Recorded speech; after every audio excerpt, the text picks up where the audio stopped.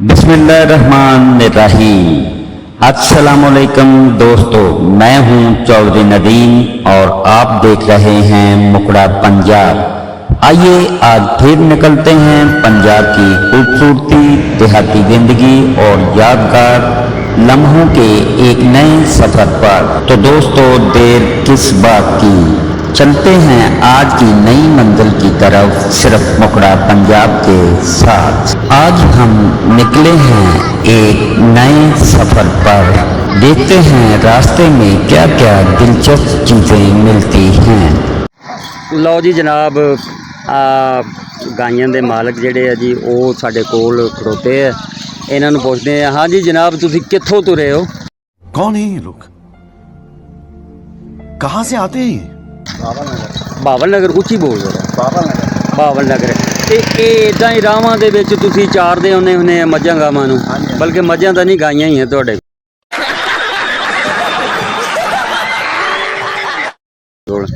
ਤੇ ਜਿੱਥੇ ਕਿਤੇ ਫਿਰ ਹਨੇਰਾ ਹੋ ਜਾਵੇ ਉੱਥੇ ਰਾਤ ਪਾ ਲੈਂਦੇ ਆ ਵੀ ਆਰਾਮ ਨਾਲ ਖਾਣਾ ਪੀਣਾ ਵੀ ਉੱਥੋਂ ਹੀ ਹੈ। ਹਾਂਜੀ ਤੇ ਆਪਣਾ ਇਹ ਫਿਰ ਤੁਸੀਂ ਦੁੱਧ ਵੀ ਇਹਨਾਂ ਦਾ ਰਾਹ 'ਚ ਚੋਂਦੇ ਜਾਂਦੇ, ਉਹਨਾਂ ਨੂੰ ਵੇਚਦੇ ਜਾਂਦੇ। ਫਿਰ ਇਹ ਕਿੱਥੇ ਤੱਕ ਤੁਸੀਂ ਜਾਂਦੇ ਆ ਫਿਰ?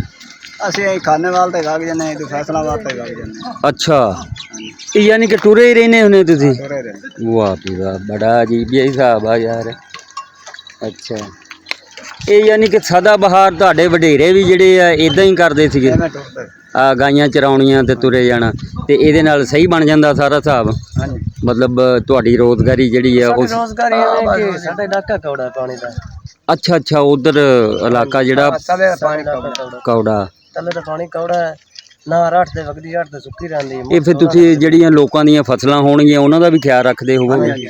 ਆਹੋ, ਵੀ ਐਵੇਂ ਤਾਂ ਨਹੀਂ ਅਗਲੇ ਲੜ ਪੈਂਦੇ ਹੋਣਗੇ। ਠੀਕ ਹੈ ਜੀ, ਬਹੁਤ ਸ਼ੁਕਰੀਆ ਜਨਾਬ।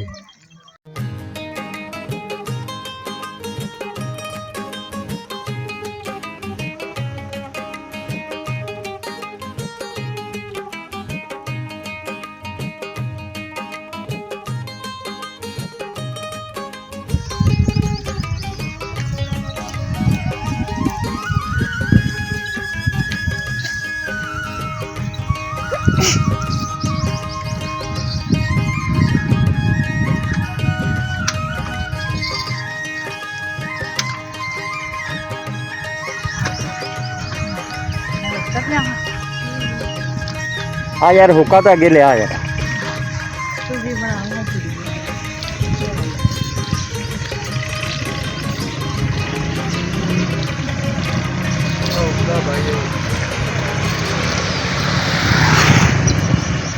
वाह भाई वाह, पुरानी सकाफत है। हुक्का तू पीना होना, बाबे भी नहीं पीते है।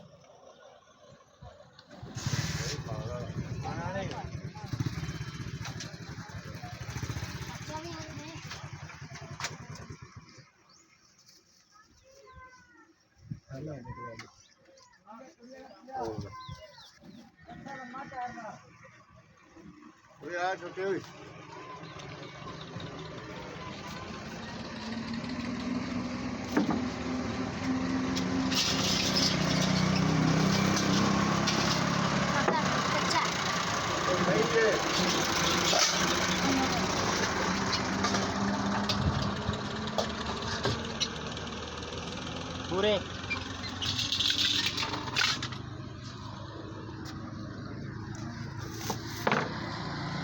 इधर मुँह करो।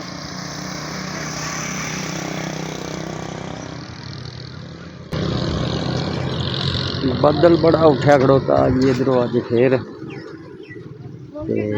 अमरूदा का बाग है जी, ताज़े अमरूद जोड़े है जी लाए असी। सामने बाग भी है अमरूदा का, यह लेंदे पे